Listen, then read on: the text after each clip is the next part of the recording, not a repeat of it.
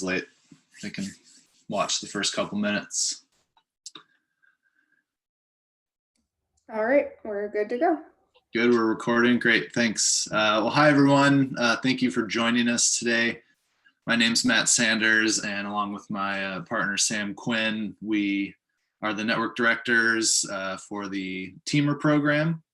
And we're here to talk to you a little bit today about the program, as well as the new request for technical support opportunity that is currently available for applications. So a couple housekeeping items. If you have any questions, feel free to type them in the Q&A section. You should see that somewhere on your Zoom control panel there. If possible, we'll try to answer those questions in real time. Otherwise, we could address those, if it's currently relevant, Sam will jump in and tell me to answer it. Otherwise, we'll try to take questions at the end. If you can please keep your questions general, programmatic, that would be preferred for this webinar. If you have more specific questions about your application or whether you feel like you're eligible to apply to TEAMER, you're certainly welcome to reach out to us individually on questions like that. Information on how to contact us is on our website, as well as we'll have an email address for you at the end of the presentation. So thanks for joining, and we'll go ahead and get started. Just going to start with a background on what the TEAMER program is. For those who may be new to TEAMER, TEAMER does stand for Testing Expertise and Access for Marine Energy Research. And the primary goals of TEAMER are to provide access to testing infrastructure, as well as access to world-class expertise. And then over time, we look to institute consistent testing protocols as one of the goals of TEAMER. And that's something we're still working on with a lot of our partners to define those. The TEAMER is currently approximately $13 million that we've allotted towards R&D over the 3 years of the TEAMER program. And that money is split between different university, facility institutions, private test centers, as well as national labs. Our goal is to support over 100 different projects throughout TEAMER program, include a whole host of testing and expertise facilities around the country. I think we're already close to 20 there already, providing thousands of hours of technical assistance and offering a range of assistance for early stage technologies as well. And then after each technical assistance period, there is a requirement to provide a post-access report about your TEAMER activity, your TEAMER assistance. So there will be a wealth of data that is publicly available coming out of TEAMER, and we're excited to see that come in. A little bit about the structure of TEAMER. We are POET, Pacific Ocean Energy Trust. Our organization was selected by the Department of Energy to be the network director of TEAMER. And that puts us in the center of this graphic, but we work very closely with our technical board members.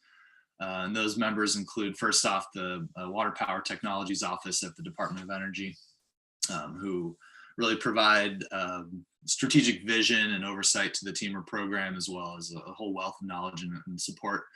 And we also work with the National Marine Renewable Energy Centers, as well as the national laboratories. So if you aren't aware of the NMRICs, those consist of the Pacific Marine Energy Center, which is made up of Oregon State, University of Alaska Fairbanks, as well as University of Washington. And then we have support from the Hawaii National Marine Renewable Energy Center out of the University of Hawaii, and then as well as the Southeast National Marine Renewable Energy Center, which is based out of Florida Atlantic University. And then the national labs that we're working with, specifically on the technical board, are NREL, Sandia, and PNNL. We are happy to start including Oak Ridge National Lab as well into some of our now current TEAMER facility, which is able to provide support, but they don't necessarily serve on the TEAMER technical board. The network director, we're in the middle there. We help coordinate the whole process. We run all the logistics and the programmatic parts of TEAMER, as well as putting the applications and coordinating the reviews, and then distributing the funding to the different facilities that are part of TEAMER. And then as you can see there, the additional network partners, these are by example only at this point. Most of those are currently part of the TEAMER network. But those are just the facilities where people can reach out to and gain technical support through TEAMER. And lastly, the participants, and that's, I imagine a good portion of who is on this call today, those seeking technical support through TEAMER. RFTS 2, this is why we're hosting this webinar today. So I wanted to start by just listing some of the important dates. Just for clarification, RFTS, if you're new, stands for Requests for Technical Support. And this is our second RFTS in the program, RFTS 1. I'll talk about it a little bit more later on, but we're still, those first projects have been awarded and we're starting to go through the process of getting them in for testing. But RFTS 2, the application period is currently open. It opened this Monday, November 9th, and we'll keep it open, accepting applications through, I think we say 5 p.m. on December 18th. I probably won't check the emails till December 19th. So if you're not at 5 p.m., that's okay. It's not a strict shut off, but we just try to get everybody in line there. Our goal is to have the projects reviewed mid-February, awards sent to the applicants no later than March 1st. And then after the applicants have been notified and awarded, there's a planning period where the applicants go back and work with the facilities to define a formal test plan, work out all the details, provide a final budget. That period will go through March and most of April.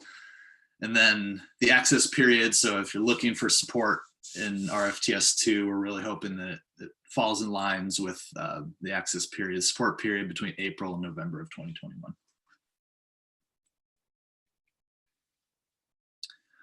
Highlight of the TEAMER program rules. There's more on the website, and I always encourage everybody to make sure you go there and read all the rules. These are the points we like to bring up in this presentation.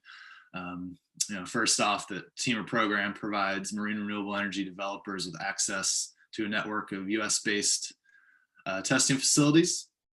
One of the main points here is the TEAMER funding is not available for manufacturing or design of marine energy devices, but rather the testing and expertise of those devices themselves. So the way TEAMER works is the funding comes from the Department of Energy through POET, and we distribute that funding to the facilities, not to the developers. So you're on your own for manufacturing a test article.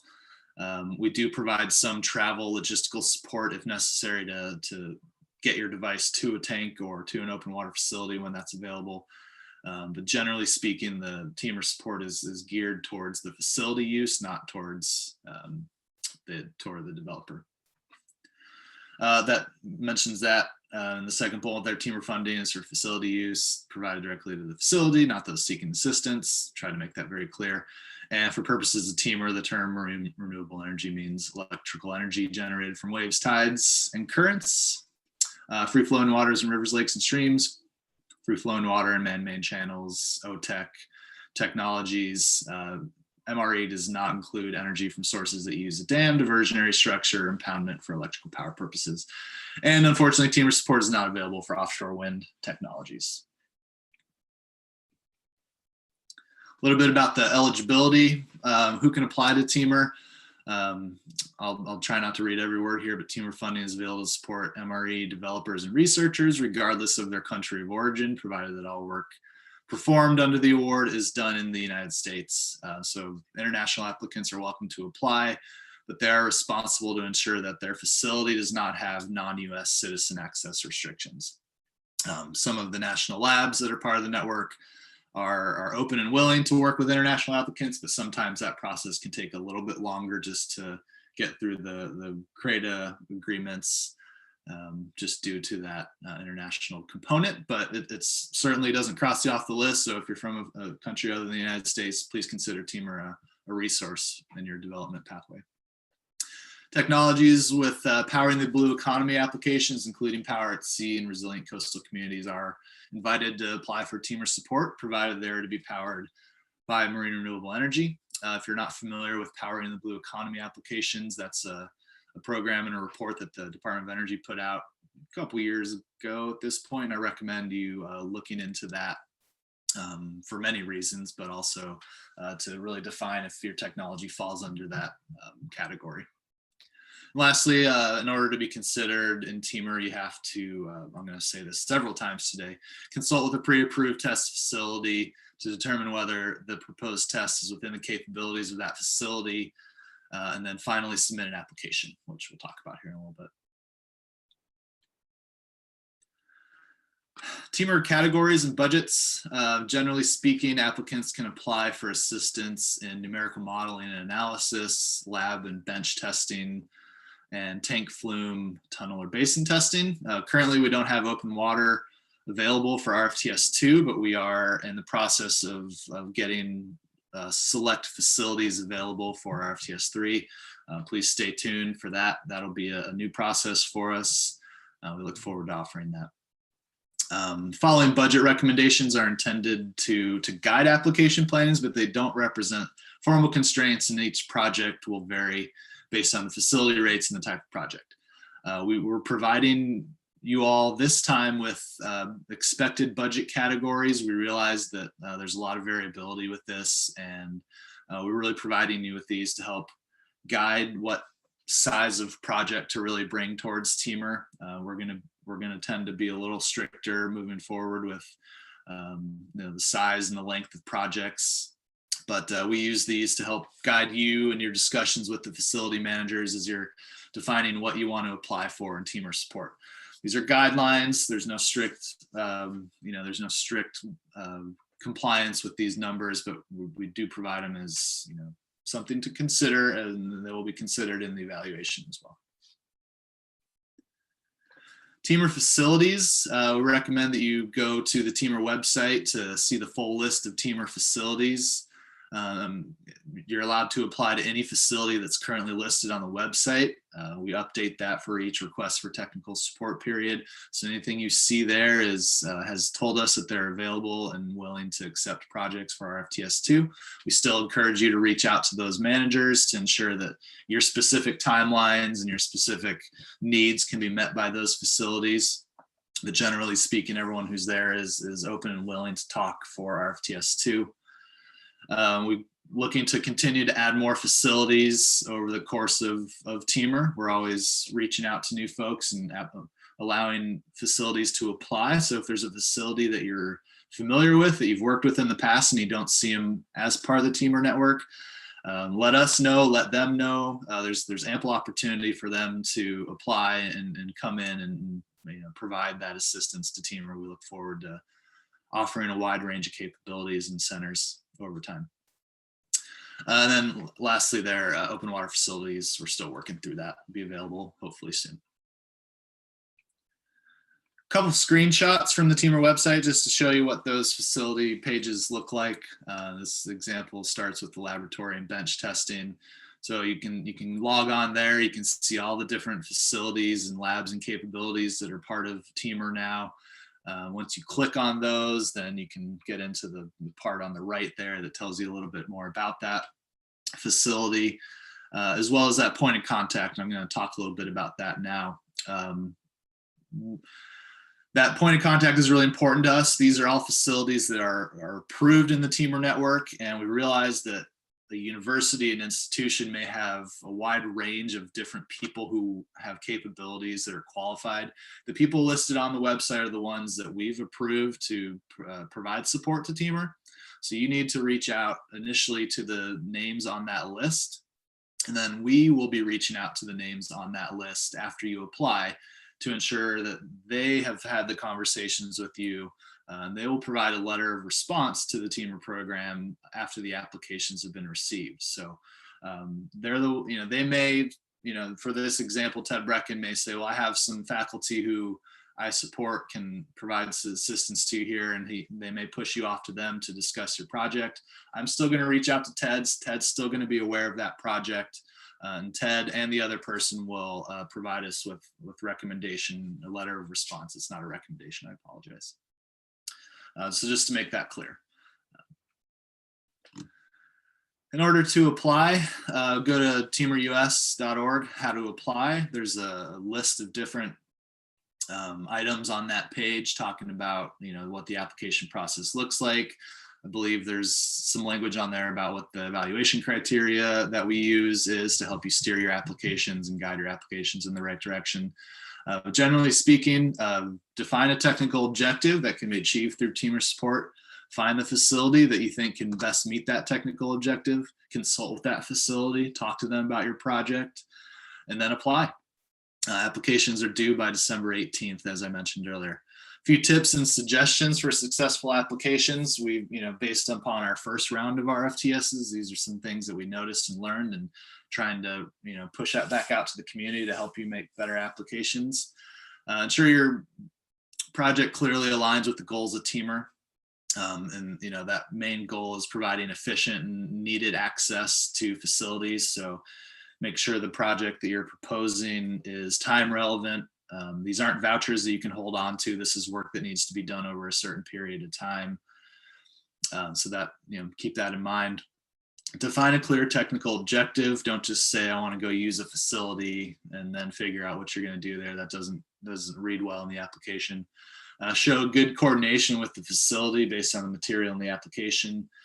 And the letter of response, from the facility that we will reach out to and we will ask them for.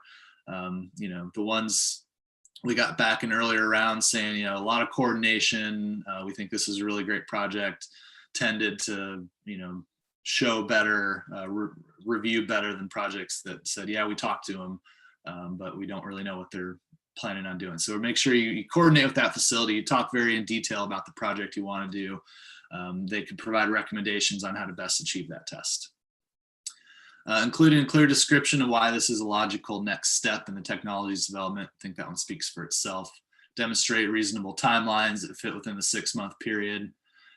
This one's important too. TEAMER support, this is a 3-year program. We're going to be offering requests for technical support approximately 3 to 4 times per year over the next 2.5 years. I'm coming on 2 years now. So don't try to squeeze it all into one. That makes it more challenging for us and doesn't necessarily define that clear technical objective. Find something you want to test it, get results, come back and apply for future rounds is our recommendation for you on that level. And that kind of plays into the next bullet of not relying on pending tests to execute.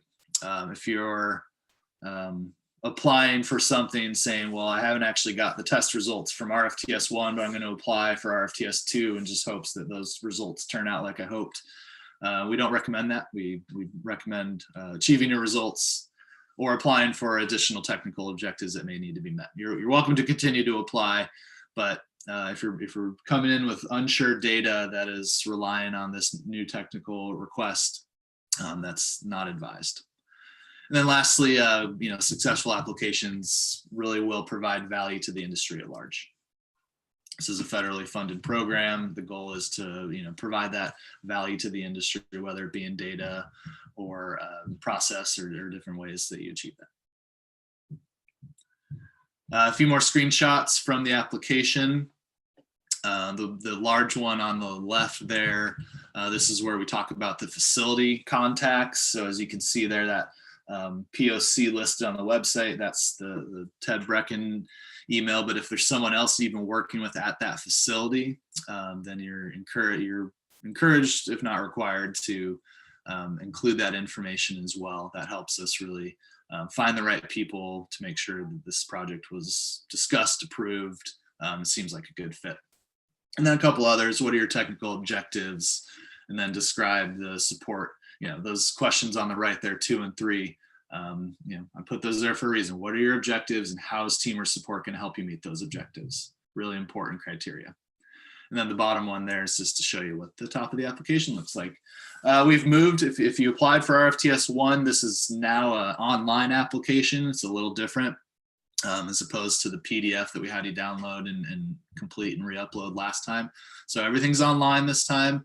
We think this is a better process. You do have the ability to save this and come back later. So if you just, for reference, if you're doing so, scroll all the way down to the bottom of the application. There's a button down there that says save and continue later or something like that. And it'll ask you to register your name and email to do that. And that way you can log back in and see your application. And within the application, one more point, there's several areas that ask for attachments, and you can upload visual attachments in there. We're pretty clear, I think, in the application saying that only visual attachments will be reviewed. We don't want documents and books about your technology or why you think this is valid or previous work that's been done. Read the instructions closely on the application. Only provide visual attachments that aid and assist in describing what you've written in the text. Once we receive the applications, then we move into the review process. A few bullets on that.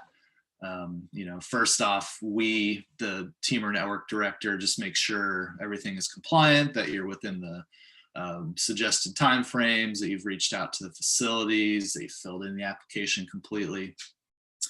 And then at that point, we also reach out to the facilities to request that letter of response. I think I've talked about that enough today. The applications are then, assuming all of those checks are made, we send the applications to a panel of independent reviewers. Excuse me. We try to have at least 3 reviewers per application. And then those all come together and we review them as the full TEAMER technical board to really discuss alignment with the TEAMER program and make decisions at that point. The TEAMER technical board will help make recommendations, which point the network director makes the final decision on support. And then lastly, the notification to the applicant will be sent with comments, and we send that to both the successful and the unsuccessful applicants. So you'll get reviewer comments. Our goal is to continue to work with the reviewers to provide really strategic and helpful comments. We've got some new processes in place that we look forward to. Really, if your application wasn't received this time, the goal is to tell you why and to tell you how to make it better in the future rounds. So, keep applying. If you don't win the award this time, that doesn't mean you're not eligible to do it the next time, but really take into account the comments from the reviewer and please apply again in the future. The diagram, the image on the right there, that's the TEAMER program process. You may have seen it on our website. Generally speaking, we have the application period, the review periods in between there, and then we have the planning period where all the final details of the project are worked out with the facility. At the end of the planning period, you're required to submit a formal test plan. That test plan talks about your data, and your actual plans for the testing, what you're hoping to achieve, what equipment you're going to use, different stuff like that. And then with that formal test plan, that really helps the facility finalize their budget, which the network director communicates with the facility on the budget portion of that. So really just that test plan is the final deliverable for phase 2. Phase 3 is the testing period. The 90 days there, where their goal is to have all testing commence within 90 days, doesn't necessarily need to be completed with that. The goal is to have the testing completed within that 6-month period. So I believe for this, was it November that we have it listed as? So the goal is to have all of the support testing done within that 6-month period. At the end of your report, under your testing, we do require the post-access report. More information on the website about that. And then finally, repeat. This is, like I mentioned, we'll be doing these every 4 to 6 months for the next at least 2 years. And, many different opportunities to apply and gain support for your TEAMER. Quick breakdown of projects from RFTS 1. Just as a reference, for RFTS 1, we're still in phase 2. So we don't have a lot of experience in the testing and the reporting. We're learning about the repeating now, but we're still early in the project. And the great thing about TEAMER is the length and the opportunity to continue to improve our processes. So we think we've made some gains in phase 1 here in the application and the reviews, and we look forward to continuing to grow the program and make it work for everybody involved. But generally speaking, we had I think there was 26 applications. We ended up awarding 16 of those. 9 of those are in the numerical modeling and analysis, 2 lab bench testing, and then 5 tank basin projects were awarded in RFTS 1. anyone who's on the Marine Energy Council, those numbers are actually updated and correct now. So I've said the numbers wrong several times in the past, but those are the right ones. A little bit more about that planning period. I've talked about it a few times. After an application is accepted, we stop calling you applicants. We start calling you technical support recipients. TSRs are required to submit a detailed test plan to us within 60 days of that award. You should work with your facility. Facility managers will be required to sign off on that test plan, just to make sure that they're on board. You know, they don't have to fill it out. It's up to the TSR to submit that test plan, but we do need the facility managers to know what has been proposed at their facilities.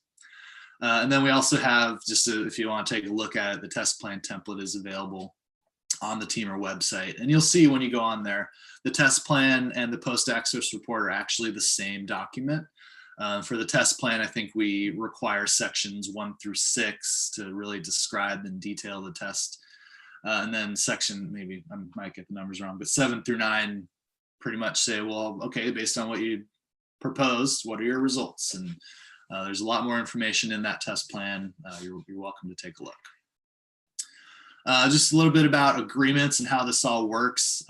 TSR, first off, like I said, POET, the network director, has an agreement in place with the facility. So we have executed agreements with our funding flows from us to the facility.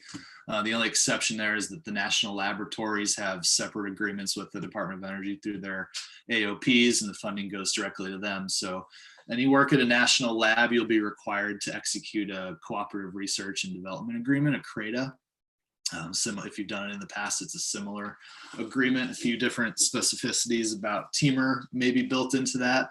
Generally speaking, that's the process for working in a lab. If you're working outside of a lab facility at a university or a private testing facility, you may be required to execute an agreement with them to provide, to gain access and assistance. Agreement types may vary per institution. Applicants should inquire during the proposal period as to what they should expect from that facility. We do have some experience moving on. So, if you have questions, you can reach out to us. We can help you communicate with the facilities as well. Funding for TEAMER, like I said, goes to the facility. We have an agreement in place with them. The network director may execute an agreement with the TSR to reimburse for travel and expenses if necessary. So if you do require some logistical support, travel assistance, travel reimbursement, reach out to us after award, and we will talk to you about the pathway towards achieving that agreement and how you'd get reimbursed if necessary. Post-access data requirements. TSRs are required to complete within 60 days a series of post-access requirements, which include the post-access report template, like I mentioned, on the website, uploading to the DOE Marine and Hydrokinetic Data Repository, MHKDR, for those of you who are familiar. Any data demonstrating progress towards meeting the objectives identified in section 1 and 8 of the TSR application. And then any scripts and data used to generate all figures, tables, and charts in the final report. TSRs are advised that artificially limiting the number of figures in the final report to avoid disclosing underlying data will be considered non-compliant with final reporting requirements and will not be approved. To break that down, any data that is relevant to the charts and figures in your post-access report, we do require uploading that. We're trying to be a little more specific and general. That doesn't work. Rather than just data dumping into MHKDR, which tends to be really challenging to do anything with that data, we're trying to really work with the teams that run HKDR and DOE and the applicants to provide useful data that can be used to help advance the sector and do additional research as necessary. And then we're going to provide a post-access questionnaire to you all, and we hope we'll ask you to fill those out and talk about your TEAMER experience to help us continue to make the program better over time. Lastly, last question here.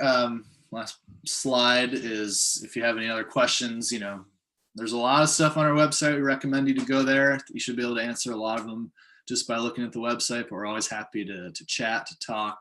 That email teamer@pacificoceanenergy.org is the best way to get a hold of us. And please don't hesitate to reach out anytime. We're here to help and make this work better for everybody. Happy to address any questions that may have come up.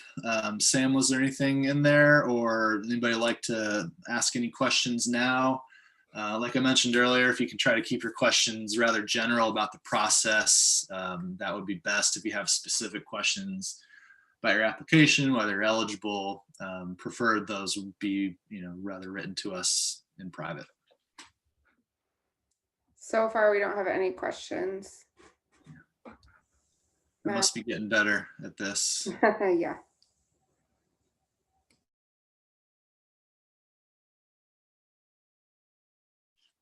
Looks like we got one.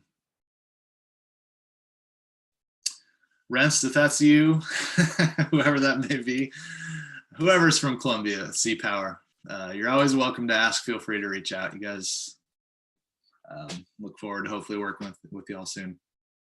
Hope everybody's well. All right, great. We'll go ahead and wrap up. You know how to get a hold of us. Thank you all for joining today. Hope everybody is healthy and safe and well, and feel free to reach out, and we hope to be able to provide TEAMER support. Hope you all take care. Bye-bye.